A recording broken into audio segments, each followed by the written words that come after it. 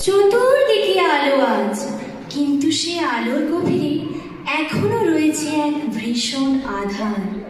হয়তো এখনো হাহাকার শুনতে পাবে যদি কেউ সে অন্ধকারে কান রাখো।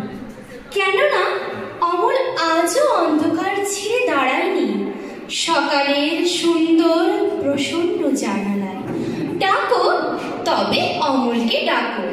অমল, অমল, অমল কোথায় তুই? রাত্রির নয়ন জলে ভেজা আকাশে হঠাৎ আজ কি সুন্দর রোদ্দুর উঠেছে।